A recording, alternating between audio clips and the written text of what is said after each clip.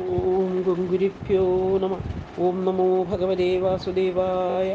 ഓം നമോ നാരായണായ. ശ്ലോകം 8.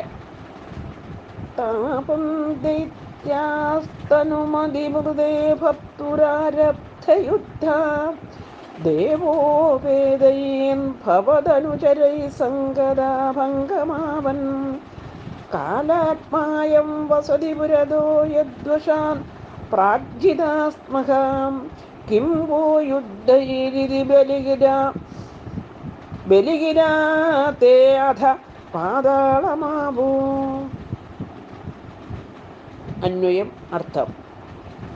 അഥ അനന്തരം, ഹേ ദേവ, അല്ലയോ ദേവ, താവൻ ആ സമയത്തെ, ദൈത്യാത്തു അസുരന്മാരാകട്ടെ, ഭർത്തു രാജാവായ മഹാബലിയുടെ, അനുമതി മൃതേ അനുവാദം കൂടാതെ തന്നെ, ആരബ്ധ യുദ്ധം ആരംഭിച്ചവരായി, ഉപേദൈ ഒന്നിച്ചുകൂടി, ഭവതനുചരൈ അങ്ങയുടെ അനുചരന്മാരോടെ, സംഗത നേരിട്ടിട്ട്, ഭംഗം ആശാഭംഗം പരാജയം അവൻ പ്രാപിച്ചു. കാലാത്മാ കാലസ്വരൂപനായ അയം ഈ ഭഗവാൻ, പുരതാ വസതി മുമ്പിൽ വസിക്കുന്ന, വയം നമ്മൾ, പ്രാഗ് മുമ്പ് തന്നെ, യദ്വശാൻ യാതൊരാളിൻ്റെ ദയ കൊണ്ടാണ്, ജിതാസ്മ ജയിച്ചത് അങ്ങനെയുള്ള നിങ്ങൾക്ക്, യുദ്ധം കൊണ്ട്, ഇതി എന്നിപ്രകാരമുള്ള, കിം എന്തു പ്രയോജനം, തേ അവർ, ബലിഗിര മഹാബലിയുടെ വാക്കിനാൽ, പാതാളത്തെ ആപു പ്രാപിച്ചു. ഹരിവു. സാരം. അല്ലയോ ദേവ, ദൈത്യന്മാർ അപ്പോൾ ബലിയുടെ അനുവാദം കൂടാതെ യുദ്ധത്തിന് പുറപ്പെട്ടു. അങ്ങയുടെ അനുചരന്മാരുമായി പടപൊരുതി പരാജയപ്പെട്ടു. കാലസ്വരൂപനായ ഭഗവാൻ ഇതാ മുമ്പിൽ നിൽക്കുന്നു. നാം മുമ്പ് അദ്ദേഹത്തിൻ്റെ, കാലസ്വരൂപനായ ഭഗവാന്റെ കരുണ കൊണ്ടാണ് ജയിച്ചത്. അതിനാൽ നിങ്ങൾക്ക് യുദ്ധം കൊണ്ടിപ്പോൾ ഒന്നും നേടാനാവുകയില്ല. ഇപ്രകാരം മഹാബലിയുടെ വാക്കുകൾ കേട്ട് അവർ പാതാളത്തിലേക്ക് പോയി. ഓം ഗുരുഭ്യോ നമ. ഓം നമോ ഭഗവതേ വാസുദേവായ. ഓം നമോ നാരായണായ. ശ്ലോകം 9. പാശൈബദ്ധം പദകപതിനാ ദൈത്യമുച്ചൈവാദീഃ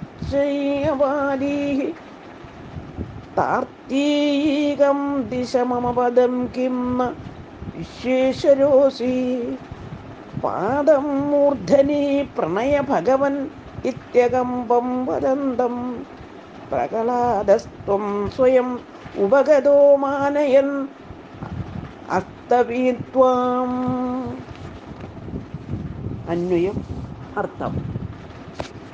പദകപതിന ഗരുഡനാൽ, പാശൈ പാശങ്ങളാൽ, ബദ്ധം കെട്ടപ്പെട്ട, ദൈത്യനായ മഹാബലിയോടെ, ത്വം അവിടുന്ന്, ഉച്ചൈ ഉച്ചത്തിൽ, അവാദി പറഞ്ഞു, മമ എൻ്റെ, താർത്തീകം മൂന്നാമത്തെ, പദം അടി വയ്ക്കാനുള്ള സ്ഥാനം, ദിശ കാണിച്ചു തന്നാലും, വിശ്വേശ്വരഃ നീ വിശ്വേശ്വരൻ, കിം ന അസി അല്ലേ ഭഗവൻ, അല്ലയോ ദേവ, മൂർധനി എൻ്റെ ശിരസിൽ, പാദം കാലടി, പ്രണയ നയിച്ചാലും, ഇതി എന്നിപ്രകാരം, അകമ്പം കുലുങ്ങാതെ, വദന്തം പറയുന്ന, തം ആ മഹാബലിയെ, മാനയൻ ആദരിക്കുന്നവനായി, സ്വയം താനേ തന്നെ, ഉപഗത അടുത്തെത്തിയ, പ്രഹ്ലാദൻ, ത്വം അങ്ങയെ,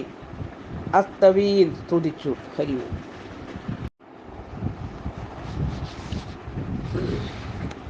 സാരം. അപ്പോൾ ഗരുഡനാൽ വരുണ പാശങ്ങളെ കൊണ്ട് ബന്ധിക്കപ്പെട്ടിരിക്കുന്ന ആ മഹാബലിയോടായി അവിടുന്ന്, അല്ലയോ മഹാബലി, എനിക്ക് ദാനമായി തന്ന 3 അടി സ്ഥലത്തിൽ 2 അടി മാത്രമേ അളക്കുവാൻ പ്രപഞ്ചത്തിൽ ഇടമുണ്ടായിരുന്നുള്ളൂ. 3-ാമത്തെ അടി അളക്കുവാൻ സ്ഥലം തന്നാലും അങ്ങ് വിശ്വേശ്വരനല്ലയോ എന്നിങ്ങനെ അത്യുച്ചത്തിൽ പറഞ്ഞു. അല്ലയോ ഭഗവാനെ, 3-ാമത്തെ പാദം എൻ്റെ തലയിൽ തന്നെ വച്ചാലും എന്ന് നിർഭയനായി മഹാബലി പറഞ്ഞു. തദവസരത്തിൽ മഹാബലിയുടെ പിതാമഹനായ പ്രഹ്ലാദൻ അവിടെ വന്നെത്തി മഹാബലിയെ മനസാ അഭിനന്ദിച്ചുകൊണ്ട് അങ്ങയെ ഭക്തിയോടുകൂടി വാഴ്ത്തി സ്തുതിച്ചു. ഹരി ഓം.